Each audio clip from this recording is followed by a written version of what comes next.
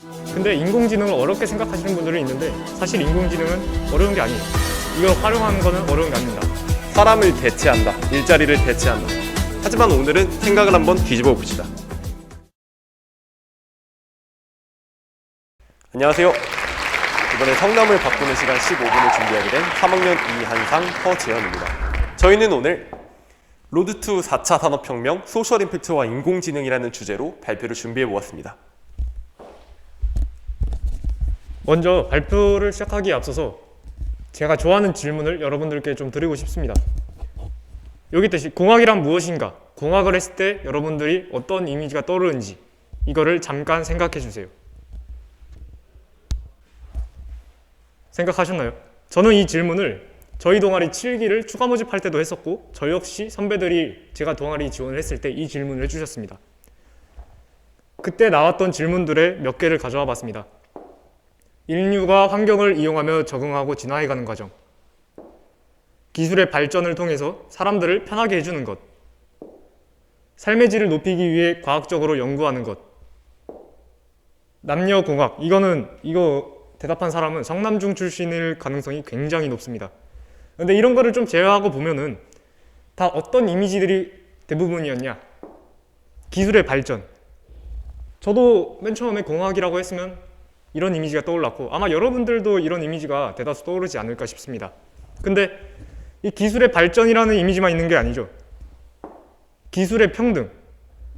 공학은 새롭고 혁신적이고 듣도 보도 못한 미래의 기술들을 만들어내는 것만 공학이 아닙니다.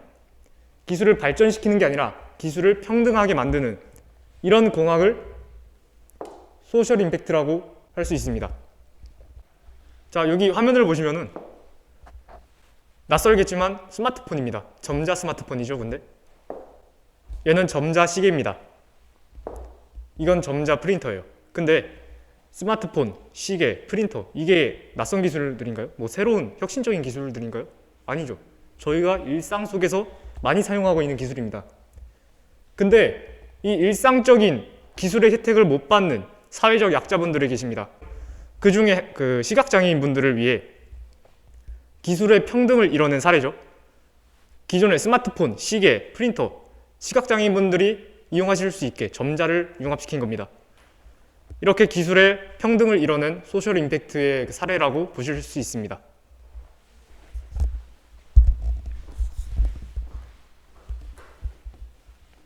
네, 지금까지는 소셜 임팩트가 무엇이고 왜 필요한지에 대해 알아봤다면 이제부터는 소셜 임팩트를 실현하는 방법에 대해 알아보겠습니다. 먼저 그 전에 인공지능이라고 생각하면 여러분들은 아마 이런 꼬리표가 따라다닌 거를 기억하실 겁니다. 사람을 대체한다, 일자리를 대체한다. 하지만 오늘은 생각을 한번 뒤집어 봅시다. 만약 이 대체가 좋은 방향으로 쓰인다면 어떻게 될까요? 한마디로 인력이 부족한 부분에 이제 인공지능이 도입돼서 사람을 대체할 수 있다면 더 좋은 효과를 낼 수 있지 않을까요? 그런 의미에서 인공지능이 어떻게 소셜 임팩트를 실현할지, 왜 그게 가장 소셜 임팩트를 잘 실현할 수 있을지 그걸 한번 생각해 봅시다. 인공지능과 소셜 임팩트, 첫 번째 이유로 스스로 판단이 가능하다는 점입니다. 인력이 지원 없이도 어떠한 상황에서 인공지능이 판단을 내릴 수 있기 때문에 인력을 대체할 수 있을 거라 생각합니다. 그리고 이 판단의 근거가 기술 혜택의 대상으로부터 직접 만들어진 빅데이터라는 점입니다. 기술 혜택의 대상인 사회적 약자분들이 실제로 데이터 만드는 과정에 참여할 수 있기 때문에 인공지능의 판단에 영향을 줄 수 있는 거죠. 아직도 시민단체나 아니면은 사회적 약자분들을 위해 열심히 활동하시는 분들이 계시지만 인력만으로는 부족한 게 지금의 현실입니다. 따라서 저희는 인공지능과 소셜 임팩트의 융합에서 가능성을 느끼고 오늘 발표를 준비하게 되었습니다. 네, 지금까지의 설명을 통해 인공지능이 소셜 임팩트의 실현에서 얼마나 중요한 역할을 하는지 다들 와 닿으셨을 거라 생각합니다. 저희 역시 작년 이맘때쯤 이 점을 깨닫고 인공지능을 프로젝트에 적용시켜본 2가지 사례가 있는데요.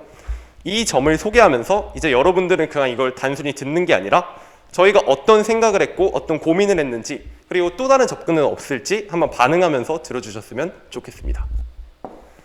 우선 첫 번째로 저희는 이제 사회적 약자 중 시각장애인 분들께 초점을 두어서 프로젝트를 진행해 보았는데요.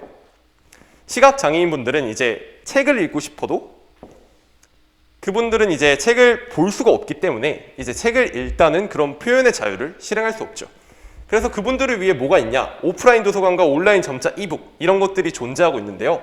하나씩 설명해 드리자면 먼저 온라인 점자 이북.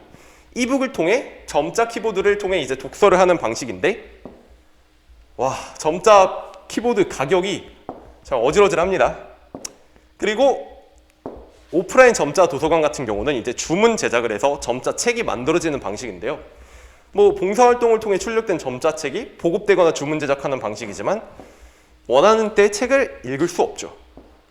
그렇기 때문에 저희는 이 점에 공감해서 점자 비콘을 만들어서 도서관 안내 프로그램을 만들고자 했습니다. 먼저 길찾기 정보, 그리고 길찾기의 어려움이 이제 도서관에서 시각장애인들은 이런 어려움을 맞닥뜨리고요. 나아가 시각장애인용 도서관의 수요가 이런 어려움 때문에 줄어들고 시설도 줄어듭니다. 그렇게 되기 때문에 도서관에서의 길찾기 정보의 필요성이 없어졌다고 저희는 이 문제를 분석해서 이건 악순환이 이제 지속되는 거죠. 따라서 저희는 이 문제의 근본적인 원인인 시각장애인을 위한 도서관 길안내 시스템의 미비를 해결하고자 시각장애인용 도서관 길안내 시스템 점자 비콘을 만들게 되었습니다.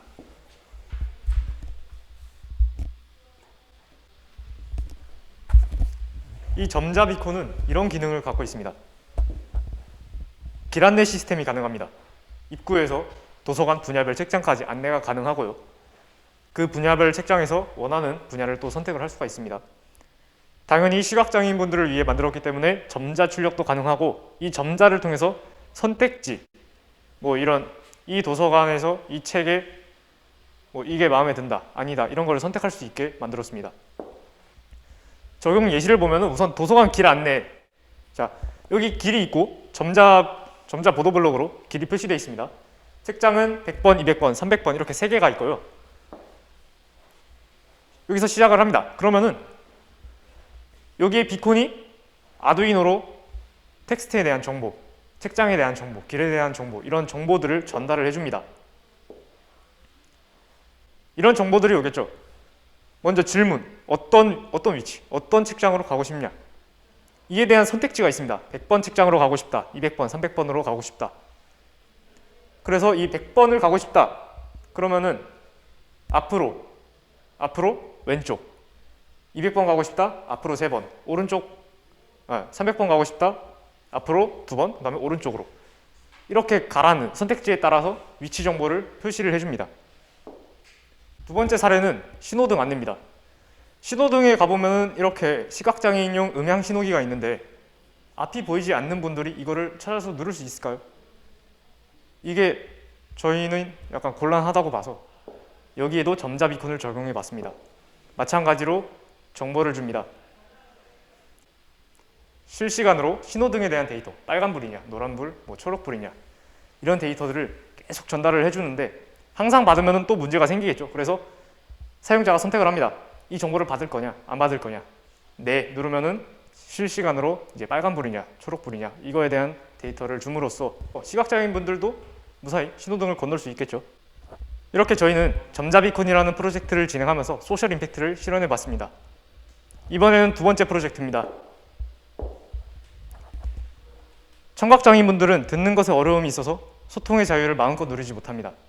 저희는 공감했습니다. 누군가에게는 이 당연한 소통이 어려운 이 상황에 대해서 수화는 서비스나 뭐 그런 보조적인 소통의 방법이 아니라 한국어, 중국어, 영어처럼 하나의 언어입니다. 저희는 인공지능을 통해 이 언어, 수화라는 언어를 번역해 줄 수 있다면 청각장애인분들이 조금 더 소통의 자유를 누릴 수 있지 않을까 이 생각을 해서 수화를 번역해 주는 그런 시스템을 만들어 보았습니다. 첫 번째 단계인 공감하기를 마쳤는데요. 이제 두 번째 단계인 적용하기, 인공지능을 실제로 프로젝트에 적용해 보겠습니다.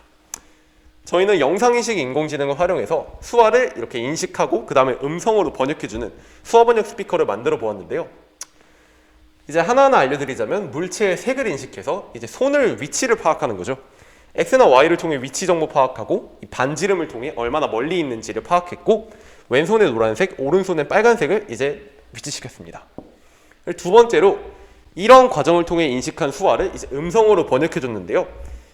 비장애인이 이해할 수 있는 음성으로 번역해줘서 청각장애인과 비장애인이 서로 소통할 수 있게 했고 출력된 음성을 화면상 텍스트로 이제 동시에 출력함으로써 더블 체크를 할 수 있게 해뒀습니다. 이것처럼 말이죠. 이처럼 저희는 수화 번역 스피커를 통해서 청각 장애인분들에게도 소통의 자유를 선물해 드리고 싶었습니다. 지금 저희가 앞에 보여드린 그 두 가지 프로젝트는 인공지능을 활용한 겁니다. 근데 인공지능을 어렵게 생각하시는 분들이 있는데 사실 인공지능은 어려운 게 아니에요. 이걸 활용하는 거는 어려운 게 아닙니다.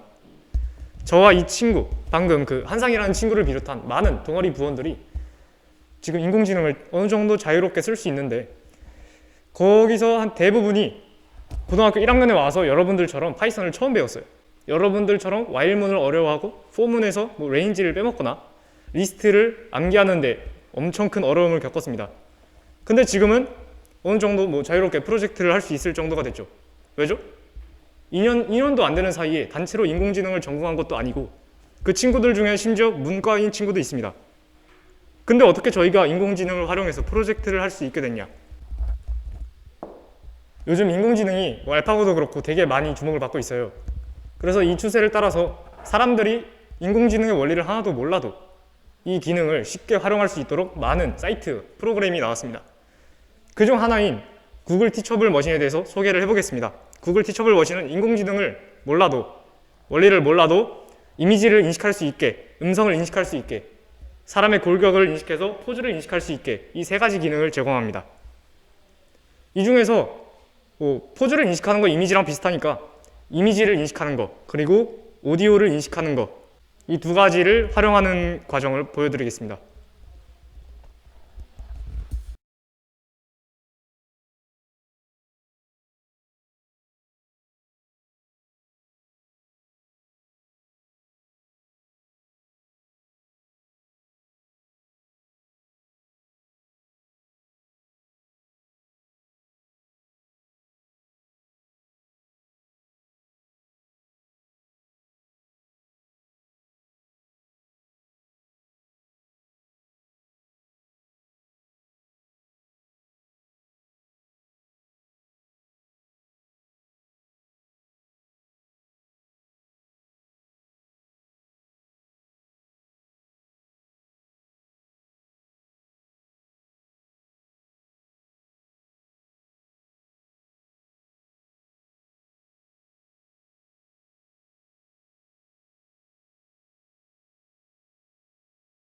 저희가 많이 보죠. 액션이 어떻게 되는지 아세요? 무한, 무야호. 그만큼 신나시는 거지.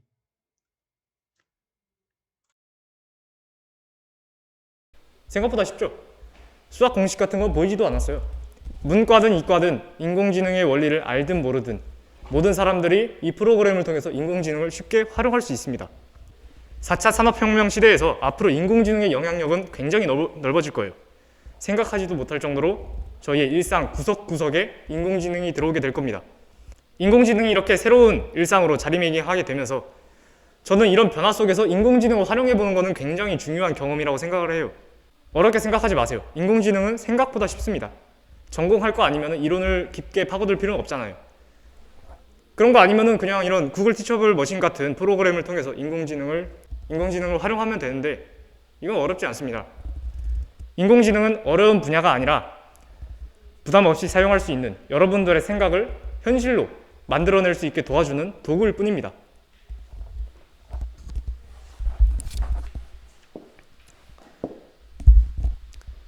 생맹이 보는 세상, 아마 여러분들 한 번쯤은 보신 적 있으실 겁니다. 생맹은 이제 자기가 어떤 색깔, 파란색을 바라보고 있어도 이 파란색을 다른 사람들과는 조금 다르게 인식하고 있는 거죠. 하지만 이 보정 안경을 끼고 난 다음부터는 이제 파란색을 파란색으로 볼 수 있게 되었습니다. 마찬가지로 저희 역시 인공지능을 접하기 전에는 사회적 문제를 있는 그대로 받아들이지 못하고 어떻게 접근할지 그저 막막하기만 했었는데요. 인공지능이라는 보정 안경을 끼고 난 다음부터는 사회적 문제를 보는 새로운 시야가 열리게 되었습니다. 이처럼 여러분들도 인공지능이라는 안경을 프로젝트라는 활용을 통해서 실제로 자기 몸에 맞게 착용하는 그런 경험을 꼭 해보셨으면 좋겠습니다.